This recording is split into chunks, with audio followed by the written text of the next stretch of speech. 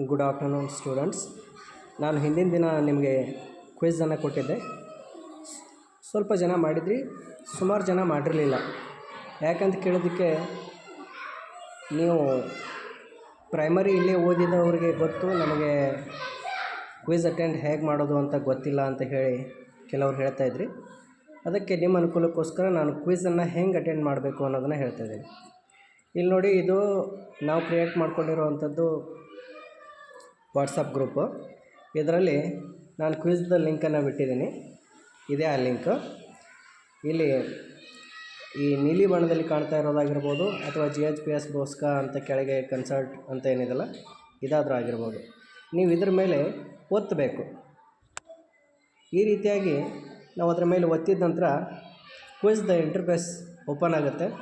ಅದಕ್ಕೆ ನಿಮ್ಮಲ್ಲಿ ನೆಟ್ ಸರಿಯಾಗಿದ್ದರೆ ಬೇಗನೆ ಓಪನ್ ಆಗುತ್ತೆ, ನೆಟ್ಟಿಂದ ಏನಾದರೂ ಪ್ರಾಬ್ಲಮ್ ಇದ್ದರೆ ಸ್ವಲ್ಪ ನಿಧಾನಕ್ಕೆ ಓಪನ್ ಆಗುತ್ತೆ. ಈ ರೀತಿಯಾಗಿ ಓಪನ್ ಆದ ತಕ್ಷಣ ಇಲ್ಲಿ ಸ್ಟಾರ್ಟ್ ಅಂತ ಇದೆ. ಈ ಸ್ಟಾರ್ಟ್ ಮೇಲೆ ನಾವು ಮತ್ತೆ ಕ್ಲಿಕ್ ಮಾಡಬೇಕು. ಇಲ್ಲಿ ಏನು ಕೇಳ್ತಾ ಅಂದ್ರೆ ಅದು ನಿಮ್ಮ ಮಾಹಿತಿಯನ್ನು ಕೇಳ್ತದೆ. ನಿಮ್ಮ ಹೆಸರು ಏನು, ಹೆಸರನ್ನು ನೀವು ಸಂಪೂರ್ಣವಾಗಿ ಇದರೊಳಗೆ ತುಂಬಬೇಕು.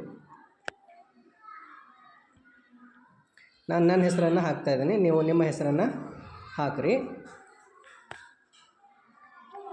ನಂತರ ಸ್ಟಾರ್ಟ್ ಕ್ವಿಝ್ ಅಂತ ಹೇಳಿ.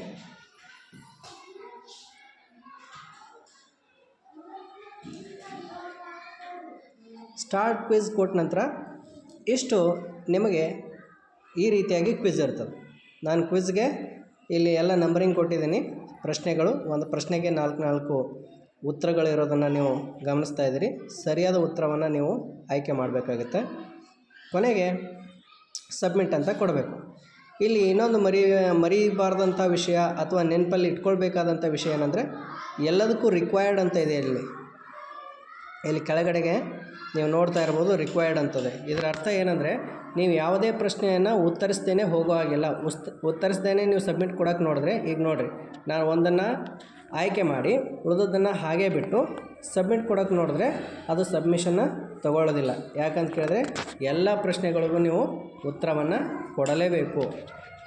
ಈಗ ನಾನು ರ್ಯಾಂಡಮ್ ಆಗಿ ಯಾವುದೋ ಒಂದೊಂದು ಕೊಟ್ಕೊಂಡು ಹೋಗ್ತೀನಿ, ನೋಡೋಣ ಕೊನೆಗೆ ಇಷ್ಟೆಲ್ಲ ಆದಮೇಲೆ ಏನಾಗುತ್ತೆ ಅನ್ನೋದನ್ನು.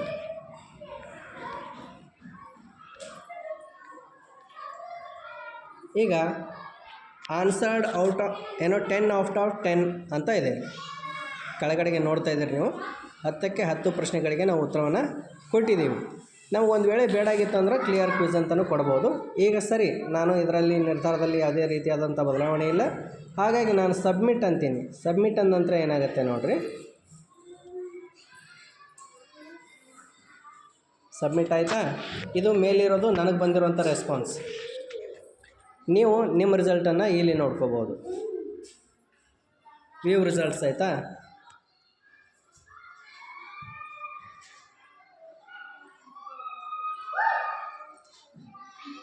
ನೋಡಿ, ಕೊಟ್ಟಿರೋದು 10 ಪ್ರಶ್ನೆಗಳು. ಆ 10ರಲ್ಲಿ ಸರಿ ಉತ್ತರಗಳು 2, ತಪ್ಪಾದ ಉತ್ತರಗಳು 8. ಒಟ್ಟಾರೆಯಾಗಿ ಈ ರೀತಿಯಾದಂಥದ್ದು ಯಾವುದು ಕರೆಕ್ಟ್ ಇರುತ್ತೋ ಅದನ್ನು ಹಸಿರು ಬಣ್ಣದಲ್ಲಿ ಮತ್ತು ತಪ್ಪಾಗಿದ್ದನ್ನು ಕೆಂಪು ಬಣ್ಣದಲ್ಲಿ ಈ ಕ್ವಿಝ್ ತೋರಿಸ್ತದೆ. ಇದಿಷ್ಟು ಕ್ವಿಝನ್ನು ಹೇಗೆ ಅಟೆಂಡ್ ಮಾಡಬೇಕು ಮತ್ತು ನೀವು ನಿಮ್ಮ ಮಾರ್ಕ್ಸ್ ಎಷ್ಟು ಬಂತು ಅಥವಾ ಎಷ್ಟು ಸರಿ ಎಷ್ಟು ತಪ್ಪು ಅನ್ನೋದನ್ನು ಹೇಗೆ ತಿಳ್ಕೊಬೇಕು ಅನ್ನೋದ್ರ ಬಗ್ಗೆ ಆಯಿತು. ಆಮೇಲೆ ನೀವು ಯಾವುದೇ ಕ್ವಿಝನ್ನು ನೀವು ಮತ್ತೆ ನಿಮ್ಮದು ಇಷ್ಟೇ ಪರ್ಸೆಂಟ್ ಆದಾಗ ನೀವು ಮತ್ತೆ ಇದನ್ನು ಅಟೆಂಡ್ ಮಾಡಿ ಸರಿಯಾದ ಉತ್ತರಗಳು ಬರೋವರೆಗೂ ಪ್ರಯತ್ನಿಸಿ. ಆ ಸರಿಯಾದ ಉತ್ತರಗಳನ್ನು ನೀವು ಒಂದು ಕಾಪಿಯಲ್ಲಿ ಬರ್ಕೊಂಡು ಇಟ್ಕೊಂಡ್ರೆ ಇದು ಮುಂದೆ ನಿಮಗೆ ಹೆಲ್ಪ್ಫುಲ್ ಆಗುತ್ತೆ. Thank you.